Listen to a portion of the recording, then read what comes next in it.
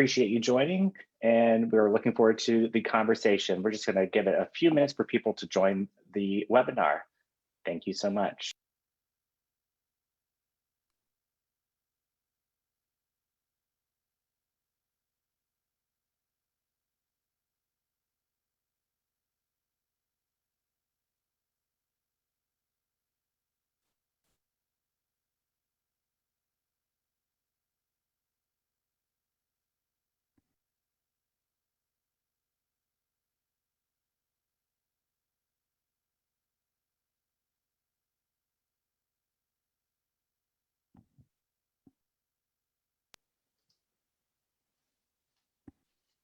Good afternoon, everyone. Thank you so much for joining us. We're going to get it started in just a moment. We're just going to give it a minute for folks to join in the room, and we'll get started in just a moment. Thank you for joining us.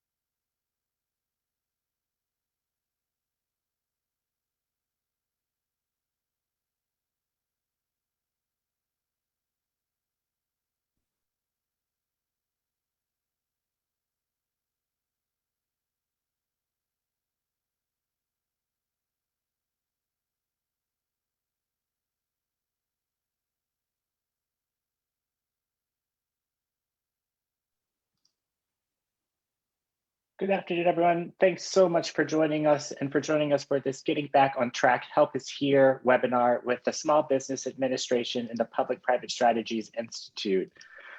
Just a few things for housekeeping here. If you've got a question, please type it into the Q&A box. And also, please do not share any personal information in the Q&A or in the chat. Today, we're going to be focusing on the Pacific region of the Small Business Administration, which covers Arizona, California, Guam, Hawaii, and Nevada. This is, of course, open to all of the states in our country, but we are focusing today and we'll have folks joining us from this region. I'm now going to turn the program over to my colleague, Renee.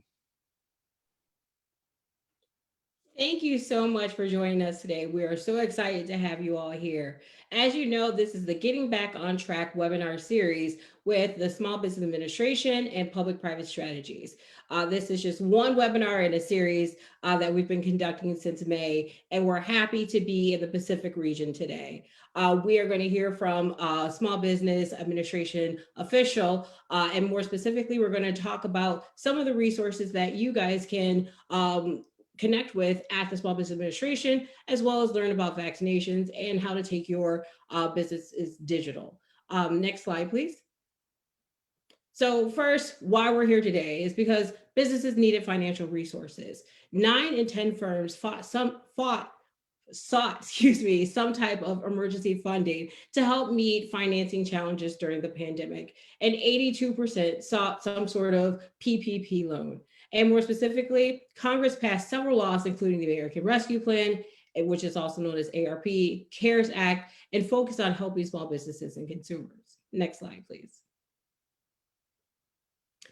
With that said, we're going to talk about those 3 things, particularly that I mentioned earlier. We're going to talk about relief options available for your businesses that you can look through and find. You're going to also talk about vaccinations and getting back to business and updates from the CDC. And then lastly, we're going to talk about digital resources to sustain and grow your business beyond the pandemic. Next slide, please. Now, I'm really excited to introduce to you Dawn Golick. She's the District Director of Fresno Pacific Region. And basically, she is one of the most amazing people we've ever met. She's had a successful career in municipal government and nonprofit administration. Dawn Golick's federal tenure began in 1999 when she was selected as a Community Builder Fellow under a joint fellowship program between the United States Department of Housing and Urban Development and the Kennedy School of Government at Harvard University. After completing a 2-year Community Builder Fellowship, Dawn was hired by HUD and spent the next 11 years in the Fresno field office, leading housing, community, and economic development initiatives across the San Quan Valley. She was the 2008 HUD Employee of the Year for the region and left HUD in 2011 as the acting director of the Fresno HUD office to become the chief of public affairs for Veteran Administration, Central California Healthcare System. She now is the U.S. Small Business Administration as the deputy director of Fresno district. She manages the SBA's leading government contracting and community outreach initiatives for 15 years, for 15 counties. And since September of 2016, she has also served as SBA's acting communications director for Region 9. So super excited to welcome Dawn to today's webinar. Dawn? Well, thank you so much, Renee and the team at Public-Private Strategies. I'm so happy to be with you here today to talk about SBA programs. I know that many of you are joining from the West Coast, and we're glad that you could be here. But for those of you who are joining us today from another part of the country, welcome, and we're glad that you're here too. And I hope that the information that you hear today, and particularly the information about how to connect with the SBA in your community, is helpful for you. And we'll go to the next slide. So as Renee mentioned at the top of the presentation, millions of small businesses were able to access assistance through the Paycheck Protection Program, both through a first draw loan or through a first and a second draw PPP loan. And we know that many of you are eager to now get that PPP loan forgiven. So I want to talk briefly about how to do that. But along with everything else I'm going to tell you today, I want you to leave with this. You are not alone to figure out any of the things that we're talking to you about during this presentation. There's help available to you through the SBA district offices, both here on the West Coast and around the country, and I'm going to show you how to get in touch with them. There's also assistance available to you through SBA's network of trusted resource partner agencies, and I'll tell you how to get in touch with them. So whether you need help with your Paycheck Protection Program loan forgiveness or anything else, it's available to you. So for businesses that have completed their covered period of using their Paycheck Protection Program loan, you can apply for forgiveness. Now you're going to want to take the lead on how to do that from your lender. And so working with your lender, they will be able to advise you both when to submit your PPP forgiveness application, as well as which one to submit, depending on the size of your PPP loan and how you used your funds. There are different forgiveness applications for different situations. And so your lender would be able to guide you and advise you on how to do that. After you've completed the form, you're going to want to assemble your documentation. Now, depending on how much of a PPP loan you received and what you used it for, you may not have to provide that when you submit your loan forgiveness application, but you do need to have it available in case the SBA or your lender needs to review it. And your documentation would include things like how you used your loan, your payroll records, if you may have spent some of it on rent, utilities, or other allowable PPP expenses. This is the kind of documentation that you'll want to assemble and keep in case you need it. Once you've put all of that information together, you're going to submit your forgiveness form and any needed documentation directly to your lender. Now, our lenders are generally using an online platform to do that. And again, they'll be able to provide you guidance on how to access that platform and when you should submit your application. I do want to note that businesses who received Paycheck Protection Program loans have until 10 months after the end of their covered period before they're required to submit their forgiveness application. And again, your covered period could be as short as 8 weeks or as long as 24 weeks, depending on how you chose to use your money. So many businesses may not need to submit their loan forgiveness for several more months. Once you've submitted your loan forgiveness application, your lender will have a period of 60 days to review it. And then they'll submit it to the SBA, who has an additional time period where they'll review the documentation that you may have provided, your loan forgiveness application, and review the decision that your lender made on loan forgiveness. If you've already submitted it and you need a status update, your lender would be the place to go for that. I also want to note that, again, you're not alone to figure any of this out. There's a lot of great information on the sba.gov/PPP website. If you want to look at the forms, if you need assistance on how to fill out or complete them, or if you're still currently using your PPP funds and want to make sure that you're doing that correctly, the sba.gov/PPP website is a great resource to help you do that. And we'll go to the next slide. So in addition to the PPP program, the SBA also has a variety of other funding programs that are available to assist small businesses with a variety of needs. We have additional loans, which I'll be discussing, that can provide you access to capital that you can use as a small business owner, both to help reopen or recover your business, to grow the business, or even for startup if you're somebody who's thinking about starting a new small business. Some businesses are interested in investment capital to grow their companies, either debt or equity. And although the SBA does not make investments directly in small businesses, we do support that through our network of small business investment companies. And we'll talk about that. I want to touch briefly on disaster relief. I know that for many small businesses, both here in California or around the country, you may have been affected by recent natural disasters. We've had those here in California with the fires. I know we've had Hurricane Louisiana and flooding, Hurricane Laura and flooding in Kentucky and Louisiana. So if you're a small business that may have been impacted by a natural disaster, there is disaster relief available through the SBA, and we'll touch on that today. I also want to talk about SBA's surety bonding program. For businesses that work on contracts, either public or private, you may need to provide bonding in order to do that. And we'll discuss SBA assistance available to you if you need help with bonding. And then lastly, we're going to touch a little bit on grants, particularly for businesses that are working in research, development, or innovation.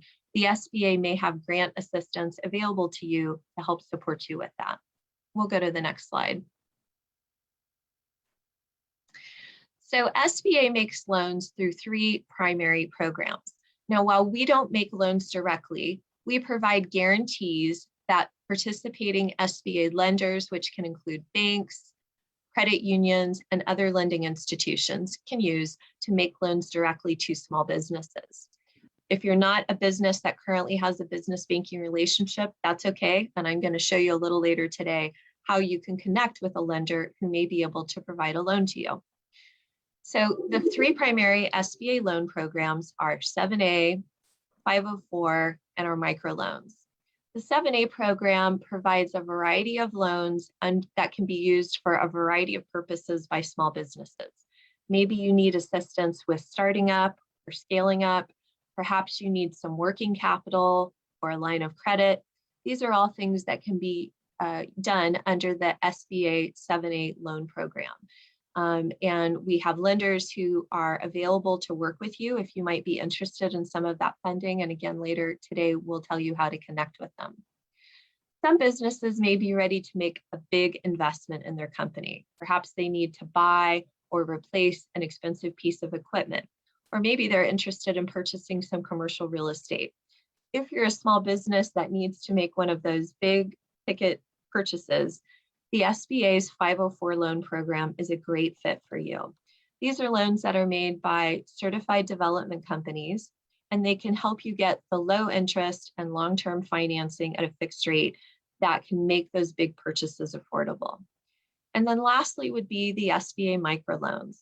While some businesses need a big amount of funding, not every business needs $1 million loan. And so if you're a small business that needs just a little bit of capital that could make a big difference in your company, the SBA microloans could be a great fit for you. These are funds that are provided through a network of community-based and nonprofit lenders up to $50,000. And the great thing about them is that in addition to getting the loan, they also will provide you technical assistance to help you continue to grow your business. We'll go to the next slide. So I mentioned a moment ago about how to connect with a lender if you might be a small business that doesn't currently have a lender relationship. The SBA has an online platform called Lender Match. You can find it on our website at sba.gov/lender match.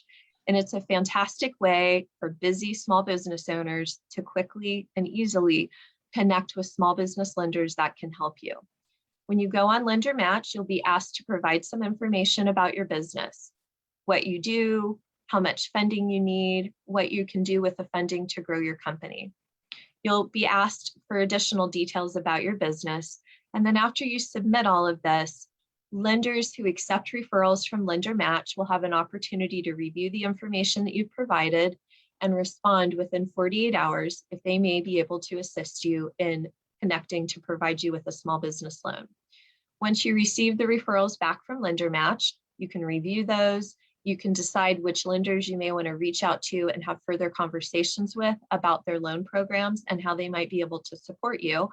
And then if you find one that's a good fit, you can apply for a small business administration loan directly through them.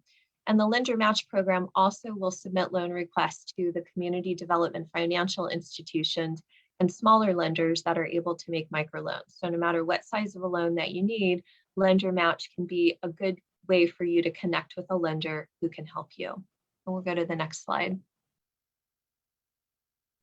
So as I mentioned a moment ago, we know that there are businesses here in California, across the West Coast and around the country that may have recently been impacted by natural disasters and need assistance through SBA's disaster relief programs.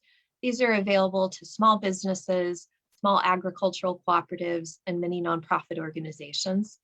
If you need assistance from these programs, they can be used to provide you with working capital and funding that can support your ongoing and normal expenses. And there's more information available on the sba.gov webpage, including you can go on and search for disaster declarations by state and by county to find out if there may be disaster relief assistance available in your community. We'll go to the next slide. So I mentioned earlier that sometimes small businesses are not interested in a loan, but they may be interested in either debt or equity investment in their company. So again, while the SBA does not make these kinds of investments in small businesses, we do support access to that sort of capital through the SBA's network of small business investment companies, or SBICs. These are companies that are licensed by the SBA and provide a combination of their own funds as well as funding that's guaranteed by the SBA to be able to make debt and equity investments in small businesses. Now, if you're a small business watching today and you think this is something you might be interested in, you can go on the sba.gov website to find an SBIC in your state, or to look for SBICs that have expertise in certain sectors or industries. I also want to note that if you are a small business that might be interested in becoming an SBIC, you can also find information about how to do that on the sba.gov website. We'll go to the next slide. So I mentioned earlier that SBA has a surety bonding program for businesses that work on contracts. Many private and government contracts, either federal, state, or even local, may require you as a small business to provide either a bid, a performance, or a payment bond in order to get the contract. Some businesses may not have any bonding capacity. Other businesses may have some bonding capacity, but they need to expand that in order to bid on bigger and larger jobs. And this is where the SBA's surety bonding program comes into play and can help you. Using the SBA surety bonds, a business is able to obtain or grow the bonding capacity they need in order to get the bonding that's required to bid on contracts. So if you're a small business and you need help with bonding, you can go on the sba.gov website to find bonding, SBA approved bonding agencies near you that you can work with.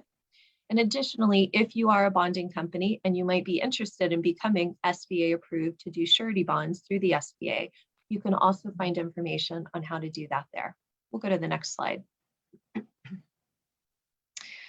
So we have a fantastic history in this country of small businesses that do incredible things in innovation.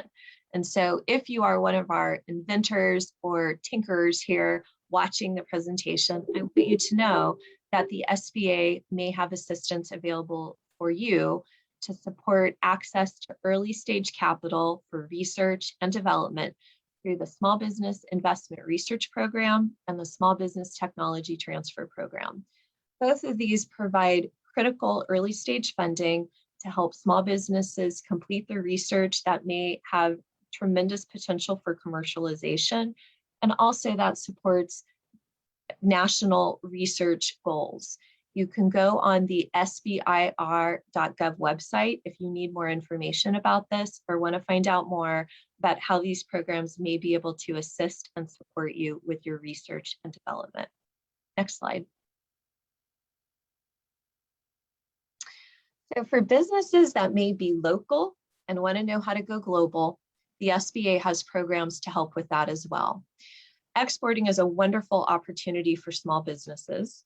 96% of the consumers in the world are actually outside the United States, and 2/3 of the world's purchasing power is outside of the United States. So learning how to make your customers global and sell overseas is a fantastic opportunity for you as a small business owner. And SBA has programs that can help you do that.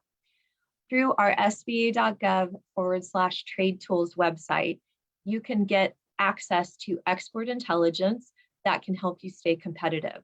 Whether you need to put together an exporting plan, you need help resolving trade issues, or you're looking for help with finding a global marketplace or a country to sell your goods or services in, those are all available to you on the sba.gov/trade tools webpage. If you find a country that you're interested in selling to, but you need help finding overseas buyers, the SBA also makes assistance available for that as well.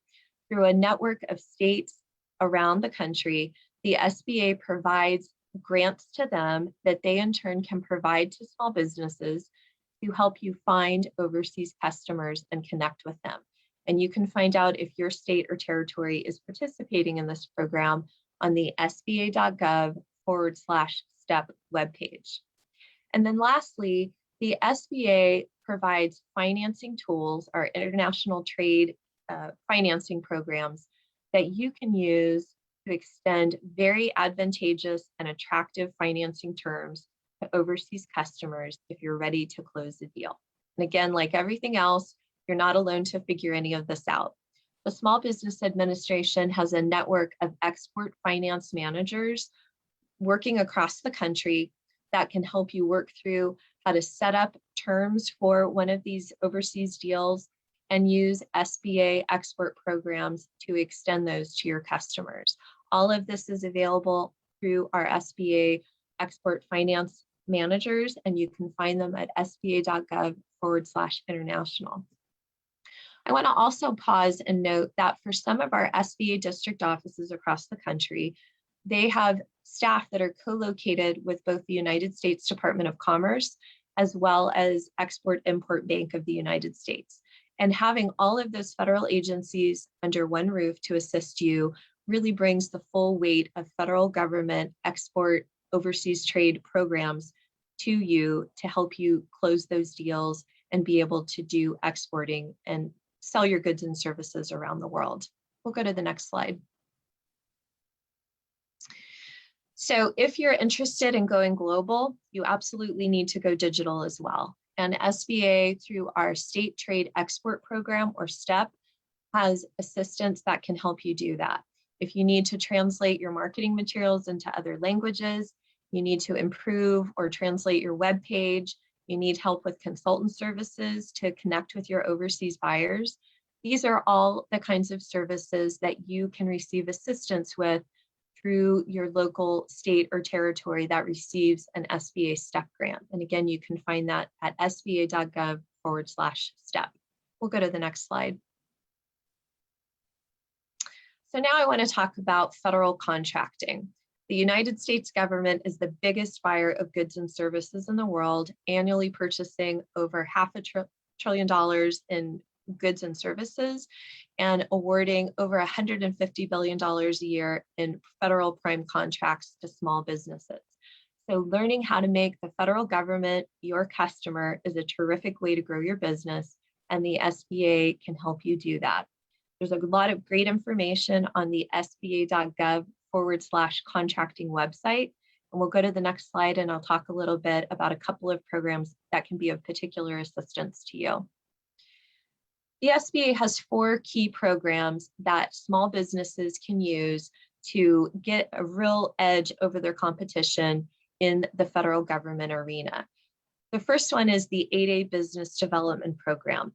This is a 9-year certification that SBA awards to socially and economically disadvantaged small businesses. It gives you access to both set-aside contracts as well as direct award contracts.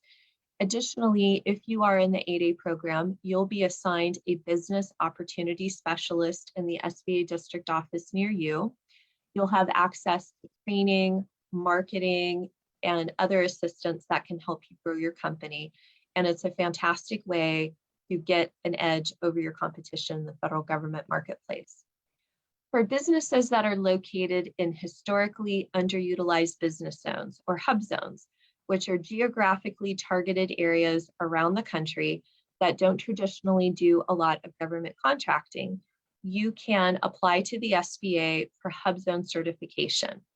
You need to have your primary location in a hub zone certified area, and at least 35% or more of your employees also need to be located and living in the hub zone, although not necessarily the same one that your business is in. You can do hub zone work around the country, and hub zone certified firms have a 10% bidding advantage when it comes to bidding on federal work. For our women-owned small businesses, for all of the women watching today, if your small business is 51% or more owned by women business owners who are the prime decision makers and take care of the day-to-day operations of the business, you really should consider getting your women-owned small business certification. Again, it's another way to have access to federal contracts, both set aside and direct award contracts. The SBA also has an economically disadvantaged women-owned small business certification. And then lastly, for any veterans that are watching, for veteran-owned small businesses, the SBA has assistance to help you get your service-disabled veteran-owned certification. You can find more information on all of these programs on the certify.sba.gov webpage. What is great about that is that it allows you to go on, answer a few questions about your business, and find out which of these certifications you may be eligible for. And I also want to note that you can have all of these certifications. Any that you're eligible for, you can obtain and you can use to bid on federal government programs. Some businesses are able to leverage multiple certifications to really grow their business with government contracting. Let's look at the next slide. So like I said at the top of the presentation today, no matter what it is that you need help with for your small business, you are not alone. You've got assistance available to you through the SBA district offices, and I'll tell you in a moment how to find out who that is closest to you. But you also have assistance through a national network of SBA approved resource partner agencies.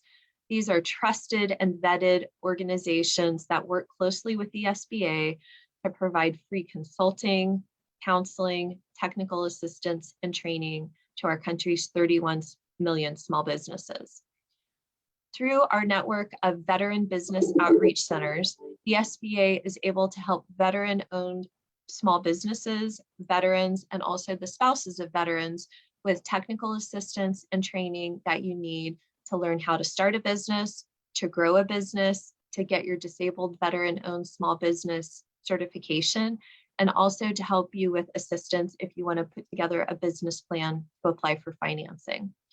The SBA also teaches across a network of military installations around the country the Boots to Business training, which is an intensive 2-day class to help service members learn the skills that they need to become successful business owners when they leave the military. SBA also has a network of SCORE chapters around the country. These are nonprofit organizations that have volunteers who have many years of business experience and who are able to leverage that to become your mentor. So whether you need help starting a business, putting together a business plan, developing a market plan, or anything else related to the operations and growth of your business, SCORE can assign you an experienced mentor that's there with you every step of the way to help you do that. And there's no cost for that. I also want to mention our women's business centers. They're located around the country and they provide free technical assistance, training, and support to women and men who want to start up or scale up their small business. Again, the assistance is free and they're there to help you. And then lastly, the SBA also works with a network of small business development centers. These are nonprofits, or in some cases located at universities around the country. There's no charge for their help, and they will assign you a free consultant. They provide extensive technical assistance, training, and support, again, to help small businesses start up, scale up, and succeed. They're doing a lot of webinars, training, technical assistance, and working directly with small business owners, and they're fantastic resources. Let's look at the next slide. So in addition to the organizations that I just mentioned, the SBA has also come out with a new program, the Community Navigator Pilot Program. And this will help community-based organizations connect small businesses with our partner organizations and SBA. There's some great information right now on the SBA webpage. If your organization might be interested in applying for a Community Navigator Pilot Program grant, the SBA is looking for organizations to help connect us and our resource partners with small businesses. And the Community Navigator Pilot Program is that important point, connection point between all of that. Let's go to the next slide. And I think I'll hand it off to Renee at this point. Thanks, Dawn. Well, private sector support. In addition to the programs at the Small Business Administration, there are many companies that offer grants and other forms of capital to small businesses at this time. There are easy online searches that you can use to find major companies who provide support to small businesses. So just easily go to one of the search bars that you use and type in something like grants for small businesses, and you'll be able to find hundreds, if not thousands. But be mindful, there might be some sort of criteria you need to use to apply, and be very careful that some might be predatory and some may be some scams. So just do your due diligence and some research before applying. Next slide, please. Also, state and local government programs exist as well. Many states and local governments have created grant programs for businesses that have been impacted by COVID-19. Check out your state and local office, economic development, and Department of Commerce to see what might be available for your businesses. Next slide, please. Now we're going to talk about the role of vaccines and getting back to business, as well as an update from the CDC. Next slide. Small business owners and the COVID-19 vaccines, right? So we're talking about the majority of small business employers say that it's very important for their employees to get vaccinated. More than half of their small employers say their workers are turning to them with questions. More than 80% of small business employers reporting having informal conversations with their workers about vaccines. Next slide, please. More than half of small business employers in the survey have had formal conversations, including staff meetings and one-on-one with employees. Small employers are engaging their workers on vaccines as well as their families and communities because they're usually considered the most trusted source. Small business owners are taking action and leaders by getting vaccinated and helping others to become vaccinated as well. Next slide, please. And as most of you remember, on February 26th, the Biden-Harris administration issued a call to action to the private sector asking businesses to, 1, adopt a mask policy, 2, amplify the importance and safety of vaccinations, and then 3, establish a vaccination plan for their employees. Next slide, please. So how are you able to get back to business, right? Well, 1, we want to allow you to operate at full capacity, bring back customers for your community, and then reduce staffing issue caused by COVID-19 exposure and infections. Next slide, please. Getting up to speed on the vaccines. is very important because you want to be able to make sure that if you choose to create a vaccine policy, that you are taking the steps to take the resources that you need to support the employees, and everyone has the right information. You want to educate yourself, your employees, on the safety and efficiency of the vaccine and why is it important that you receive it. This will help you explain the benefits of taking the vaccine abundantly and why they outweigh the risk of not taking a vaccination. Next slide, please. Creating a COVID-19 plan is very, very important, regardless of the size of your business, whether you're big or small, you need a plan. You should first definitely review state and local vaccination policies or seek legal advice. Consider incentives. There's new paid leave tax credits that's available. So if you wanted to allow your employees to get their shots or recover from side effects, if any shall occur, they're able to do so and you're able to receive a tax credit. Next slide, please. There are also some opportunities for you to find where to register for vaccination. So keep your employees appraised of updates on vaccine eligibility and where to register. You could use Vaccine Finder.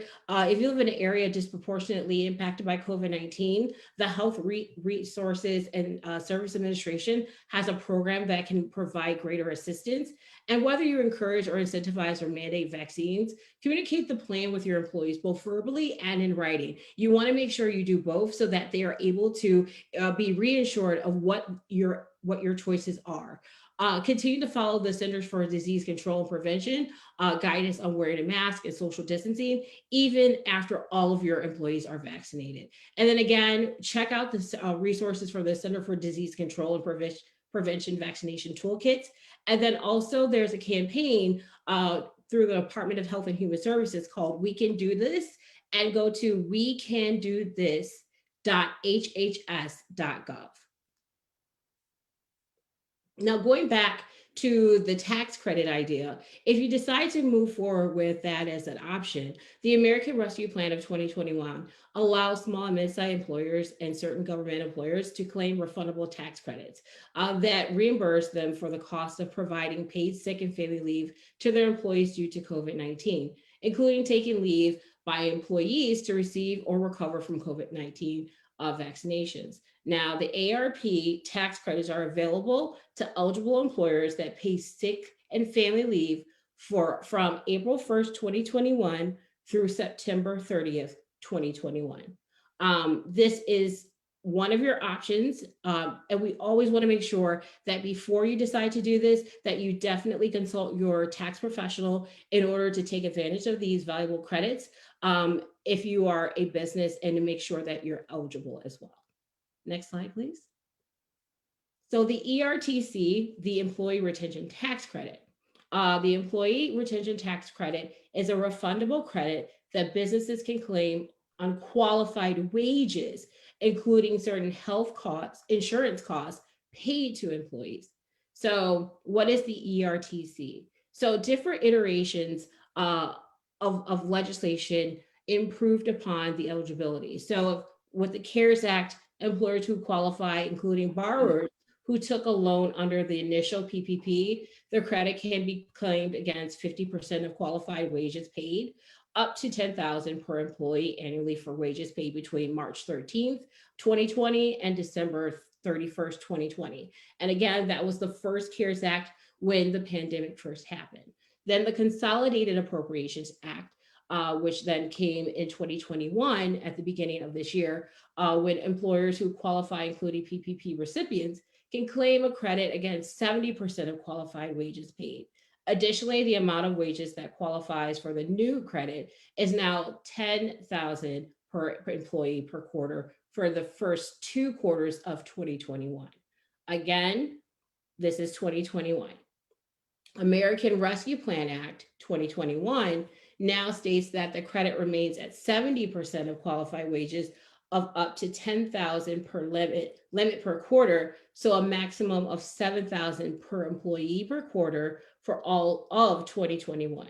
So an employer could claim $7,000 per quarter per employee, or up to $28,000 for 2021. However, under this law, certain startup businesses, those started after February 15th, 2020, right, were forced to shut down due to government order, may be allowed a credit up to $50,000 per quarter. Now, I know this is confusing, and that's why we suggest that if you check in with your tax preparer before making a decision, because this can become a little complicated. Next slide, please.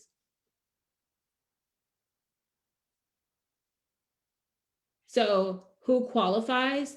For the CARES, generally if gross receipts in a calendar quarter are below 50% of gross receipts when compared to the same calendar quarter in 2019, an employer would qualify.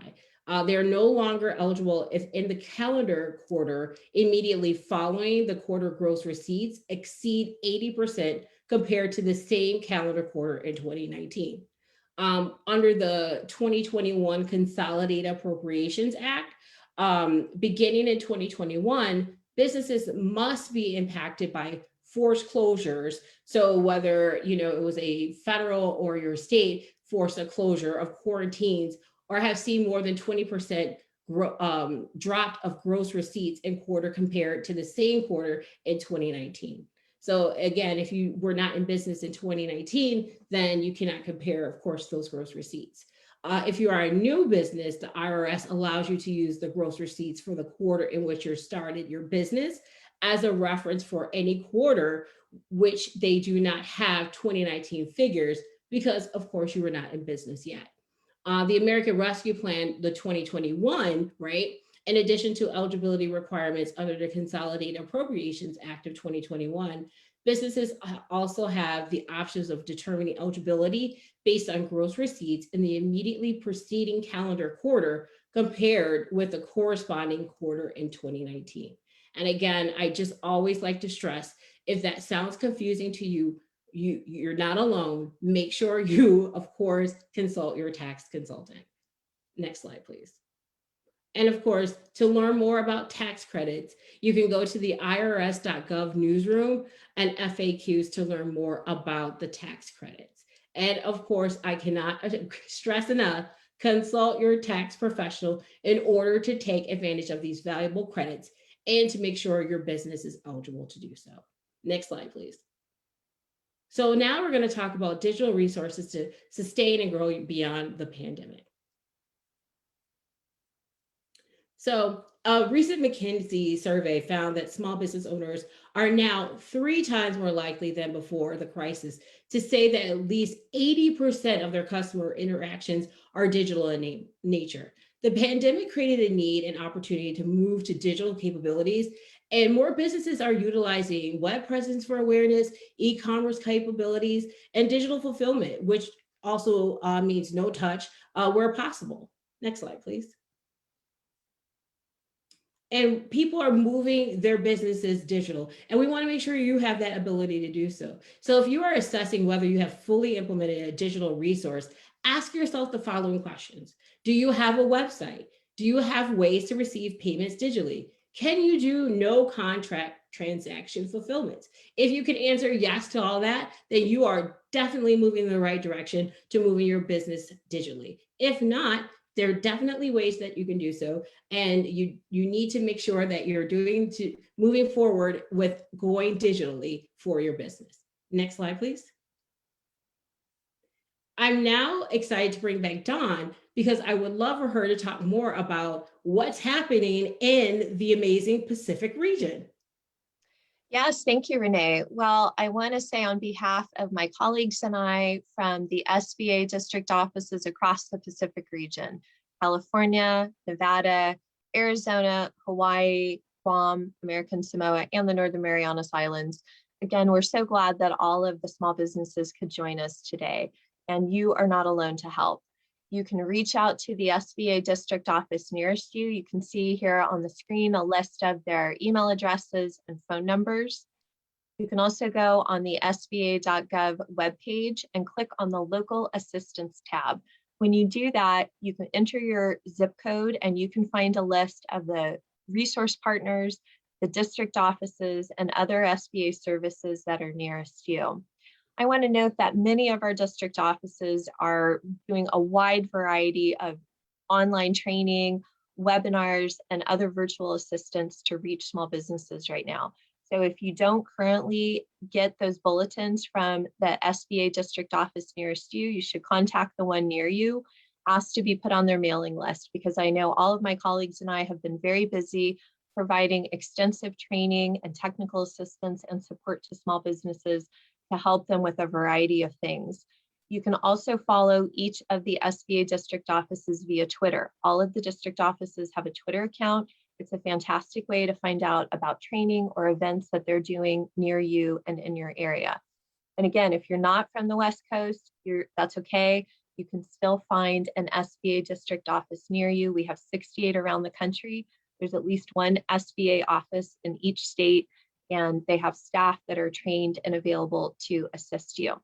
I want to also pause for a moment because I know that we have businesses that may be joining us today who prefer to do business or connect with SBA in a language other than English. The SBA, in addition to our sba.gov webpage, also has an sba.gov/Espanol webpage, fully translated into Spanish. Additionally, the SBA has made important information on our programs, services, and initiatives for small businesses available in over 30 languages. You can go on the SBA webpage and you can find those flyers, those resource information materials, and a variety of other information that you can use for your small business. Even if you don't connect with the SBA in English, the SBA can still connect with you through the widely translated materials that we have available on our webpage. Additionally, the SBA also has our answer desk, which I think we're going to show the information for here in a moment. So if you need to connect with the SBA in American Sign Language, we do have online through a video phone system set up with headquarters for businesses that need to use ASL translation. That is also available to them. So we're here to assist you. We're here to support you. And my colleagues and I, both here in the Pacific region, as well as around the country, stand with our 31 million small businesses around the country to be available to serve and assist you. Wow, Dawn, thanks. I'm excited to do some questions for you because I know more people want to know about regional and district offices. Are district offices available for people to walk in now? Well, that's a great question. You know, right now, many of our district offices are continuing to do work remotely. So we would advise you need to connect with the district office. They are fully available to you via phone and online. So either for the offices here in the Pacific region or for any of our other 68 district offices around the country, if you go on the sba.gov website, you can click on that local assistance tab, which is in the top right corner, put in your zip code, and it will populate with all of the SBA resource partners and the SBA district office closest to you. So you can call them, you can email them, and find out how to connect with them and how they can assist you. Wow, thank you. How can district offices help me with my small business issues? Well, that's a great question. SBA offices provide support to small businesses across a wide array of SBA programs and services. So if you have a question about a particular program or SBA service, you can contact the district office nearest you. We can help you over the phone, or if you need more in-depth assistance, if you need a mentor or you need a counselor or you need someone to provide you really hands-on technical assistance, we can help you connect with one of our resource partner agencies that is available to serve you. And again, these are these very trusted, vetted organizations that partner and work very closely with the SBA to help our country's small businesses. Can a district office assist me with completing my application for loans through a bank? So what we would probably do, depending on specifically what the business needs, is help them connect with Lender Match so that they can find a lender.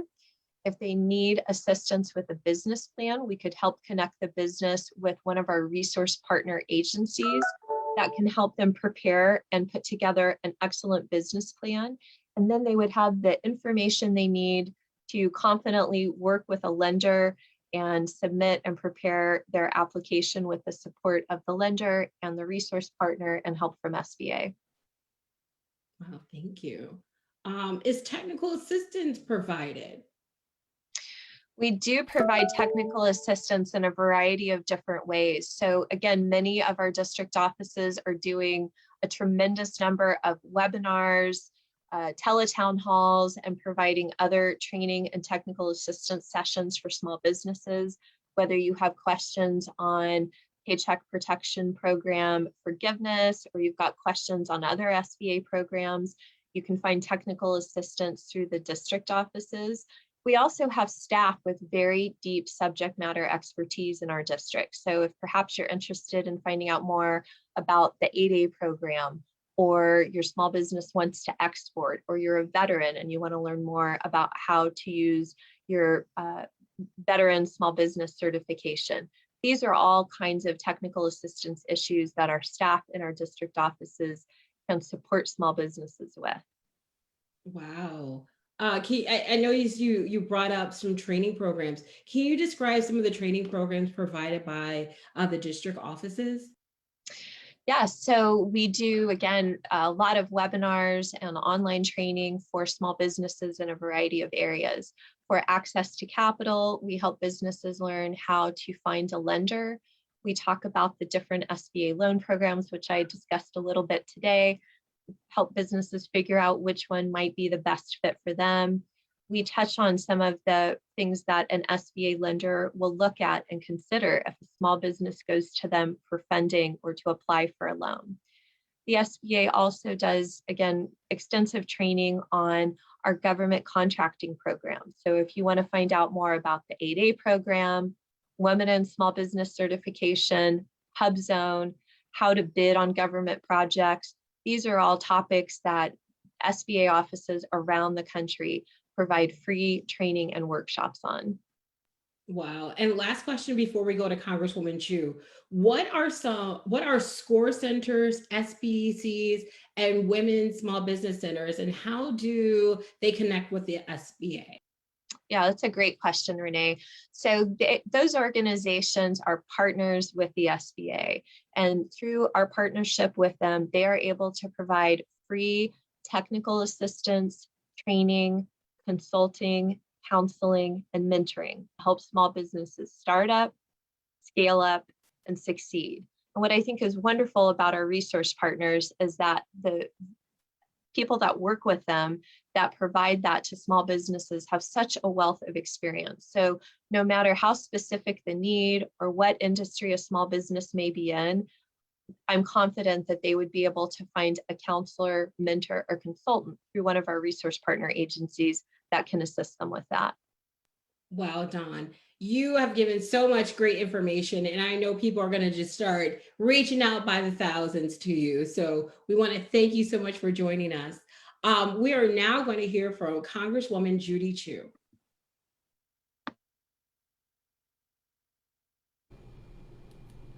Hello, and thank you so much for inviting me to join you today. I'm Congressmember Judy Chu, and as a member of the House Small Business Committee, I'm so happy to be here today to discuss the opportunities available to small businesses. As we move past the pandemic and work to create a robust economic recovery for everyone, I want to thank the Small Business Administration and Public-Private Strategies Institute for all they're doing to support the small businesses that will make an inclusive recovery possible. And I especially want to thank all of you for taking part today to understand what resources exist to help you grow our economy. Small businesses are the backbone of our economy, and there won't be any economic recovery without you. That is why I have been committed to helping firms like yours survive the pandemic and overcome the unprecedented burden that you have shouldered for our country.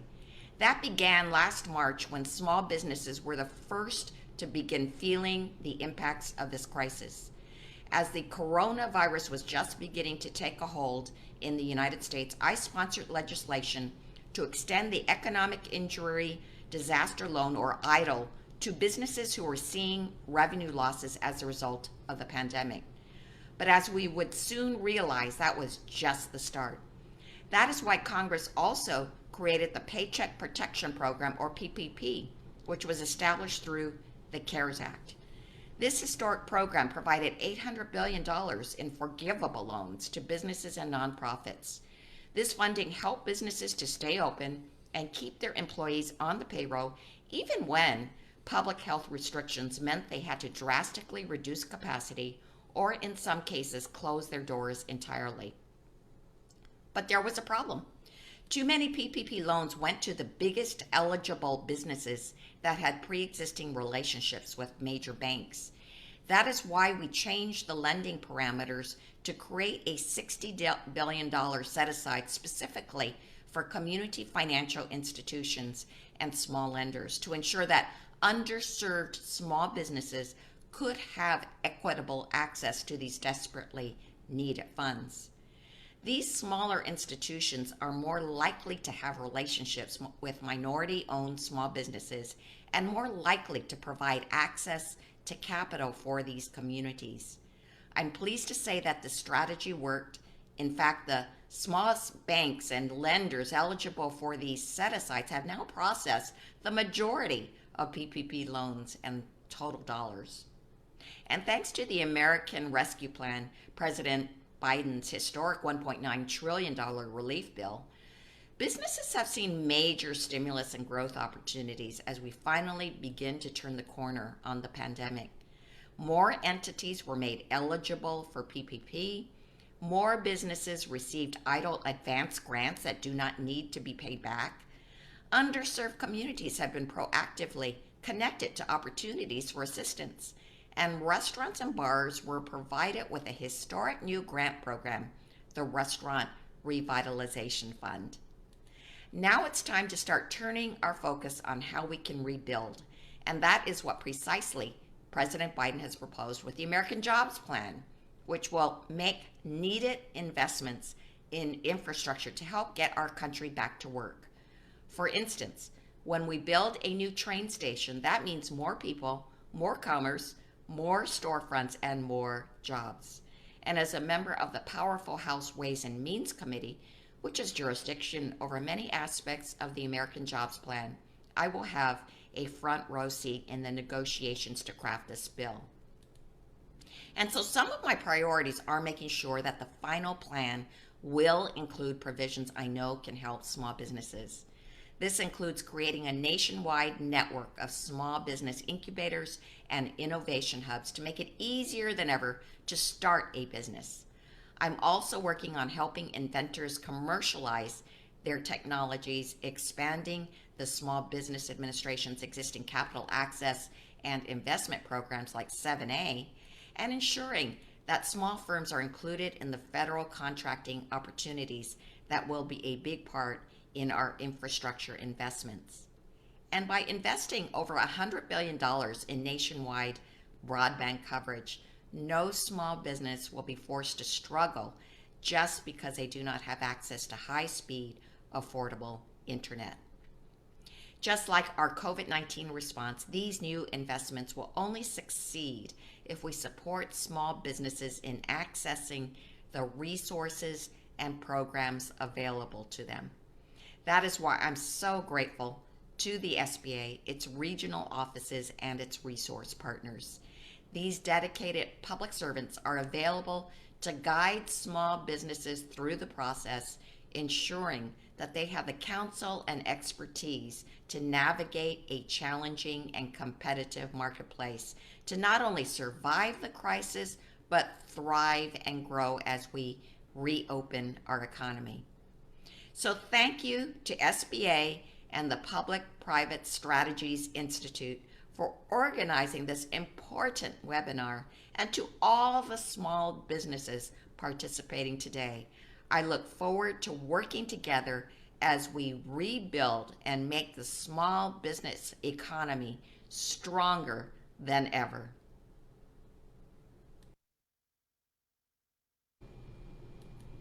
Hello. Thank you all so much for joining us today.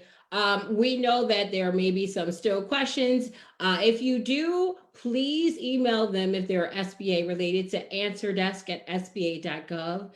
And if you have questions about the webinar and a copy of it, we are going to email those who registered. So you will receive a copy of the recording tomorrow via email. But if you would like and you're not registered, go ahead and go email us at events@publicprivatestrategies.com. Additionally, this webinar is in a series of getting back on track. Our next webinar will take place on Thursday, July 8th at 2 p.m. And it will be focused on the New England region, which is Connecticut, Maine, Massachusetts, New Hampshire, Rhode Island, and Vermont.